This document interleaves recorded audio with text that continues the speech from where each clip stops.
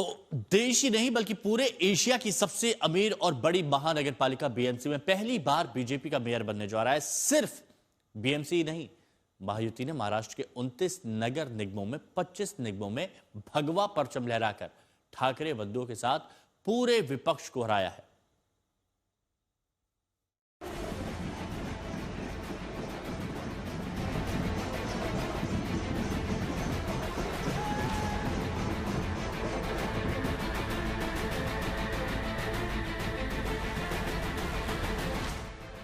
PM Modi ने पंचायत से parliament तक बीजेपी का राज होने का सपना देखा था। पंचायत भवन से लेकर संसद भवन तक हमारी निष्ठा एक ही है, हमारी प्रेरणा एक रही। देश का विकास, देश के लोगों का विकास। महाराष्ट्र में यह सपना देवा भाऊ ने पूरा कर ट्रिपल इंजन की सरकार बना दी, क्योंकि देश ही नहीं पूरे एशिया की सबसे अमीर और सबसे बड़ी महानगर पालिका बीएमसी में पहली बार बीजेपी का मेयर बनने जा रहा है। मुंबई में पूर्ण बहुमत हमको मिलेगा, मुंबई में महापौर हमारा महायुति का बनेगा। ये जो विजय है महाराष्ट्र की जनता का, हमारे प्रधानमंत्री मोदी जी पर जो विश्वास है, उस विश्वास की यह विजय है। सिर्फ बीएमसी ही नहीं, महायुति ने महाराष्ट्र के 29 नगर निगमों में 25 निगमों में भगवा परचम लहराकर ठाकरे बंधुओं के साथ पूरे विपक्ष की ठसक निकाल दी। हमारा मुद्दा चुनाव का डेवलपमेंट था और उनका इमोशनल था। इमोशनल मुद्दे पर वो चुनाव लड़ रहे थे, लेकिन जनता ने डेवलपमेंट के मुद्दे को स्वीकार किया है। लोग डेवलपमेंट चाहते हैं। बीजेपी के लिए बीएमसी में कमल खिलाना आसान नहीं था। शायद इसीलिए अटल बिहारी वाजपेयी ने 46 साल पहले मुंबई में बीजेपी के पहले अधिवेशन में भविष्यवाणी कर दी थी कि सूरज निकलेगा, अंधेरा छटेगा और कमल खिलेगा।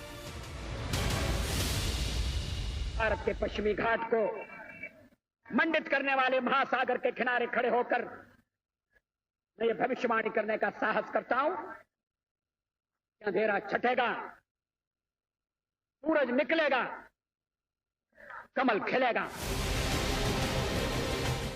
जिस बीएमसी में दशकों तक शिवसेना का कब्जा था, आज बीजेपी ने ठाकरे परिवार के सियासी वजूद पर ही सवाल उठाते हुए उन्हें बीएमसी की सत्ता से बेदखल कर दिया। आखिरकार मुंबई में बीएमसी का किंग कौन बनेगा, ये रुझानों ने स्पष्ट कर दिया है। ठाकरे भाई बनाम महायुति के इस संघर्ष में बीजेपी और शिंदे सेना काफी आगे दिखाई दे रही है, जबकि ठाकरे भाइयों में उद्धव ठाकरे की शिवसेना भी दूसरे नंबर पर है।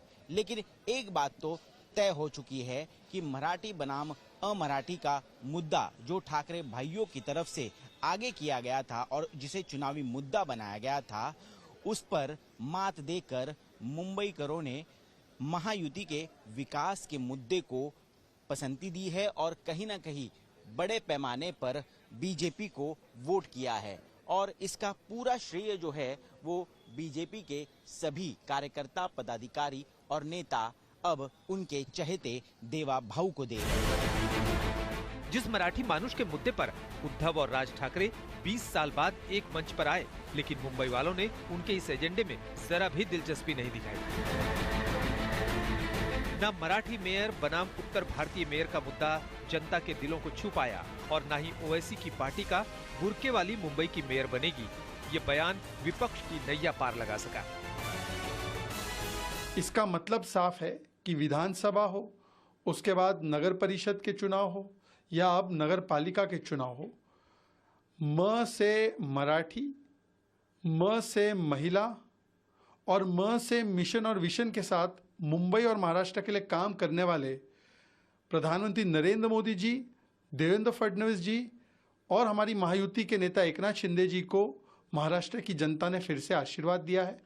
दूसरी तरफ जो केवल और केवल उद्धव मामू और राज मामू विजन और मिशन के साथ नहीं, डिवीजन के साथ काम कर रहे थे, केवल नकारात्मकता की राजनीति कर रहे थे, ऐसे लोगों को नकारने का काम महाराष्ट्र की जनता ने किया है। एक दौर था जब मुंबई और महाराष्ट्र में बीजेपी की भूमिका बहुत सीमित हुआ करती थी, लेकिन आज फडणवीस की अगुवाई में बीजेपी का ऐसा जादू चल रहा है कि ठाकरे और शरद पवार जैसे बड़े महारथियों को बीजेपी के आगे सजदा करना पड़ रहा है। अब महाराष्ट्र के नगर निगम में यह अभूतपूर्व सफलता निश्चित रूप से देश के भविष्य के लिए एक बहुत शुभ संकेत है, सकारात्मक संकेत है और इसके साथ साथ नकारात्मक राजनीति करने वालों को महाराष्ट्र की जनता ने एक करारा जवाब दिया है। जो बीजेपी पिछली बार 27 नगर निगम के रहते 15 निगम जीती थी, उसी बीजेपी ने गठबंधन के साथ 25 निगमों में कमल का करिश्मा दिखाकर अपने विरोधियों को सरेंडर करने पर मजबूर कर दिया। भारतीय जनता पार्टी ने बहुत ही ऐतिहासिक परिणाम मुंबई में देखे। मेरे खुद के क्षेत्र उत्तर मुंबई में record setting victory Bharatiya Janata party और शिवसेना की हुई है। उद्धव ठाकरे जी और राज ठाकरे जी ने जो अनैतिक गठबंधन बनाया था, उसको मुंह तोड़ जवाब मुंबई की जनता ने दिया। मुंबई पर राज का सपना देखने वाले जो राज ठाकरे अपनी आक्रामक राजनीति के लिए जाने जाते थे, आज उनकी हालत ओवैसी की पार्टी AIMIM से भी खराब होती नजर आ रही है। सवाल है कि क्या उद्धव राज का ये गठबंधन आगे भी जारी रहेगा या फिर नतीजों को देखते हुए दोनों भाई एक बार फिर अपने सियासी रिश्तों को लेकर मंथन करेंगे। ऋत्विक भालेकर, मुंबई, आज तक।